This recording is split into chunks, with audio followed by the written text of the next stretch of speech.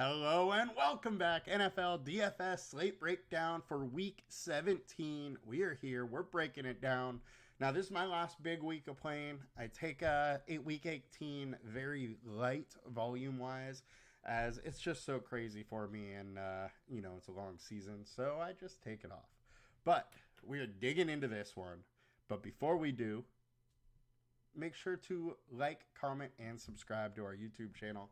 It helps us out a ton to just, improve our reach, but also it lets me know that you like what I'm doing here, and I appreciate that. Also, let's get into it. Let's have a fun one. This is the last week, our big week of the season here. It's an interesting one, too. So we have 13 games, so it's a big slate. And the thing that I want to bring up here first is the high-scoring games are blowouts. So we got the 49ers and Eagles. Both of them are in blowouts, 50-point total. But they both have, one Eagles 29.5, 49ers 31.8 for implied totals.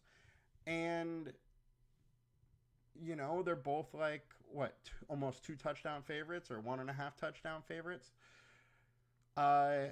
Which is kind of, a fairly interesting spot to be in.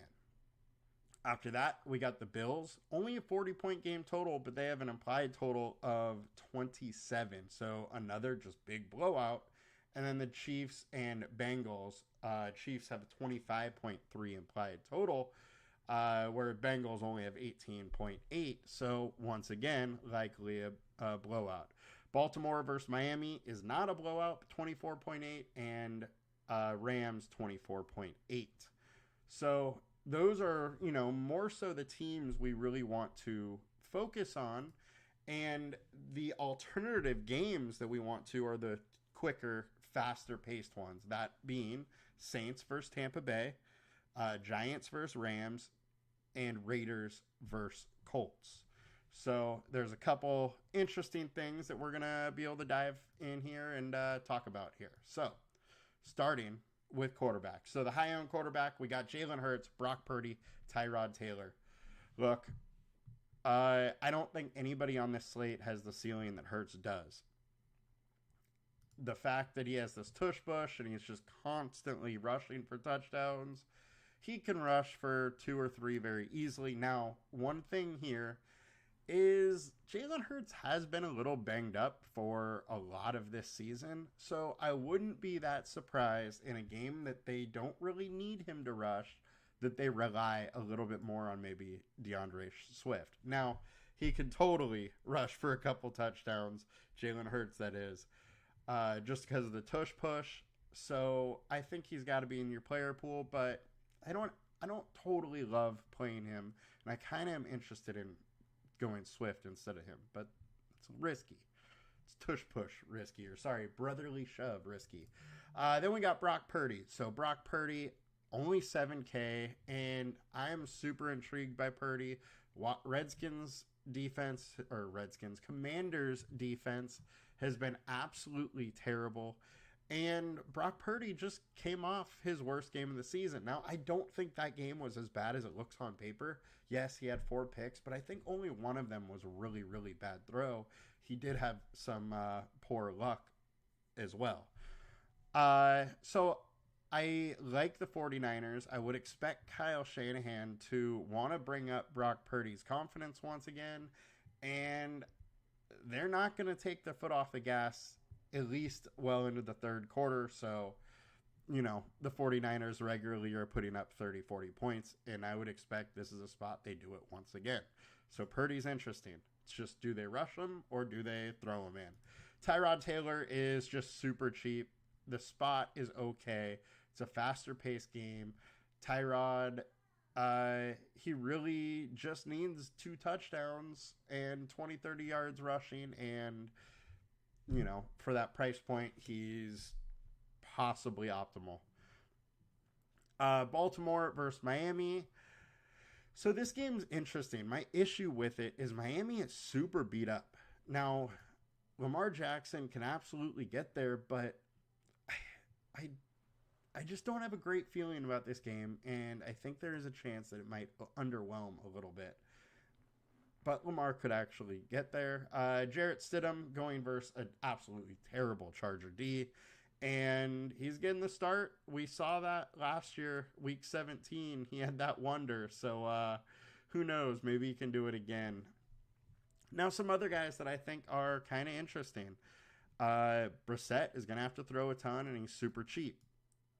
I think Stroud is interesting. I think Baker is interesting in that game environment we really like, as is Derek Carr. Derek Carr is super cheap, and as long as Taysom doesn't, steal a touchdown or two from him, he becomes extremely interesting versus a Tampa Bay D that hasn't really been able to stop much, and I don't mind going there whatsoever. Tua's just a little pricey for me without Waddle and when they only have Hill. On to FanDuel. Highest owned guys here. We got Purdy, Hurts, Mahomes. We haven't talked about Mahomes yet. My issue with Mahomes is he's had one game all season that you could win a GPP with, and it was on prime time. Outside of that, it's going to be very hard to win with the scores he's been giving at the price. The other thing is Kelsey hasn't been good all season. Rashee Rice has been good, but has he topped 20 points on the season? I just think it's going to be very hard to find the right pieces to stack with Mahomes and with his price. So not a huge fan of going there, but it is probably the only late game stack that I like. Now let's get into the matchup tool. So best matchups: Bryce Young, Levis, Taylor, Purdy, Rudolph, Jalen Hurts, Kyler Murray. Murray is going to be without Hollywood Brown. Don't really love it. I just think he's going to have a hard time with those receivers. And outside of that, there's nobody really up towards the top that I'm that interested in. So let's go over to running back here. McCaffrey, CEH. It does look like there is a chance of Isaiah Pacheco playing now. So that is one thing to watch this week. If Pacheco plays, he becomes fairly interesting, and CEH is then kind of worthless. Ezekiel Elliott, it's his show. He has been getting a ridiculous amount of dump offs. That alone makes his floor high enough, and I don't mind going there. Kyren is an absolute smash spot. 12% owned. Don't mind going there as well. And on to FanDuel. High owned guys: Barkley, James Cook, Jalen Warren. All of them kind of have their question marks. James Cook, I think, is in a fantastic spot as far as their big-time favorites, but Patriots are actually fairly good versus the rush, so I don't love it. The other thing is they want to keep Cook healthy for the playoffs, and they shouldn't really have to push Cook too much in that game. Jalen Warren, I love the upside, but it's splitting touches. The Steelers do have to win, though. This Texans-Houston's kind of whatever to me. I do like Javonte Williams quite a bit, but this is another game where it's a split backfield. Don't totally know what we're going to get here. And Chargers have been better than you would expect versus the run lately. Samara White likely gets the start again, so he's a little bit interesting. I think Kamara, White are both interesting. Kyren on FanDuel is probably going way low owned. And to the matchup tool, DeAndre Swift in the best matchup. Look, this guy keeps falling on the 1 yard line. He gets 2 touchdowns instead of 1, and he's going to be optimal. People aren't really going there. I think it's a very interesting play this week, and I will probably go there. James Conner has gone off lately, and the Eagles haven't been great versus running back lately. So Conner's a bit interesting. Chuba Hubbard, this Jacksonville defense has got a lot worse. So slightly interesting issue here is that can the Panthers stay in the game? And then this Tampa Bay and Saints game just overall is interesting to me, so I will be going there. On to wide receiver. So we got Demario Douglas, Tyreek Hill, Cedric Wilson, all as the three highest with Darius Slate and Devontae Adams closely behind. Look, without Waddle, Tyreek probably gets all the coverage, but targeted a ton. Not like he actually even needs more targets.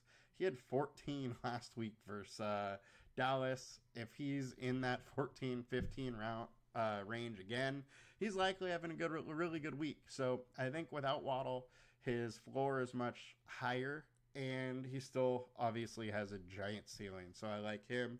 Demario Douglas, my issue with Douglas is he doesn't have much of a ceiling. His floor is very, very safe. Very high floor. If he doesn't score a touchdown, though, he's not winning you anything. And I would say his likelihood of touchdown isn't that high. Devontae Adams is in a game we really like. He only had 6 targets last week, but that was coming off a week of 12 targets the week before.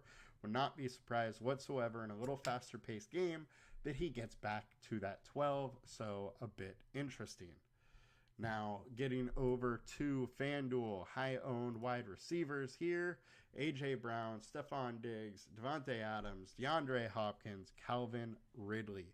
One thing I got to say about Ridley is I believe that Taylor Lawrence is going to miss this week. Trevor Lawrence is going to miss this week, so that's a bummer there. But Kupp, Hill, Nakua, all very interesting, going in a little less ownership than the studs here.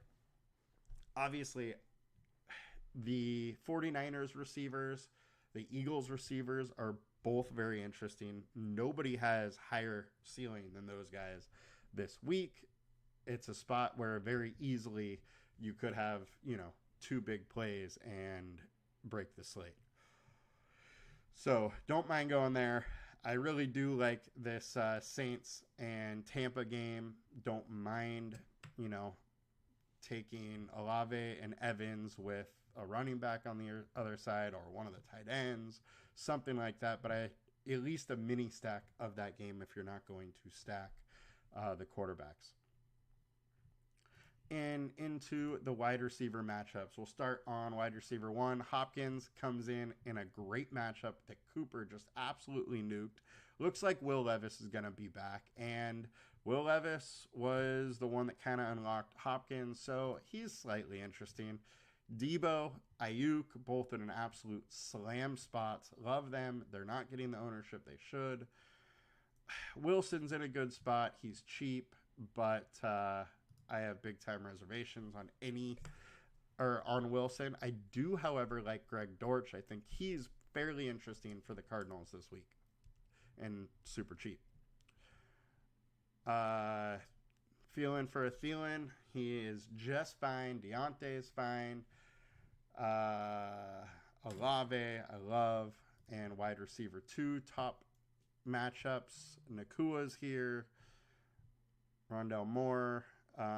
Don't love Moore, but he should at least have some volume with Hollywood out as well as Wilson with Waddle out. And Ayuk, I think, is an absolute slam spot.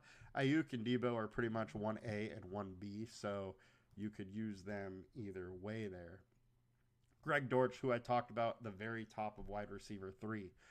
This is my thing with Dortch. Every time he gets targets, he succeeds.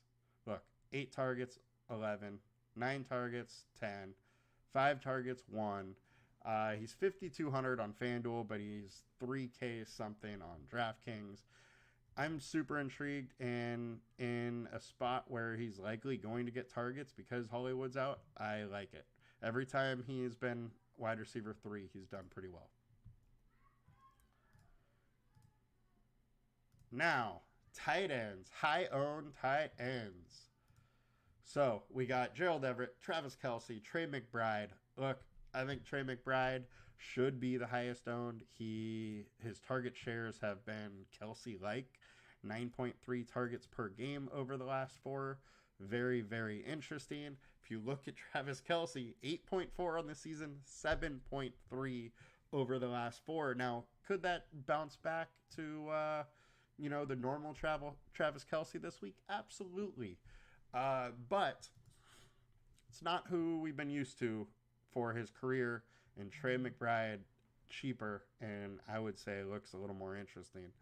So, don't mind going there. And then on to FanDuel, high owned, we got Logan Thomas, George Kittle, Dallas Goedert. So, a couple of the higher owned quarterbacks are, stack partners there with Trey McBride coming in here. McBride's got to be higher owned than that in my eyes, as well as Evan Ingram, who is in a good spot, and Jawan Johnson and Kyle Pitts are both kind of interesting to me. And on to matchup tool. Best matchup, Gerald Everett, Dallas Goedert, Freiermuth, Pitts, Kelce, all are interesting. Jawan Johnson as well. That'll do it for us today. Real interesting week. One of the things I would have to say here is, make your stacks. I would stick to either the high scoring games to stack or the faster paced games. Generally kind of the way that I do it, and it's going to be an interesting week. The one thing that, has those curveballs in there is you could go, say, Tyrod and Darren Waller, and then you have a ton of cash to spend on some of those other spots where you could fit 2 49ers or 2 Eagles or, mix and match that way to really get the most of those high-scoring games that you can. All in all, guys, it's been a great season. I will be back next week, but have a good one. Good luck. Happy New Year. See you later. Bye, guys.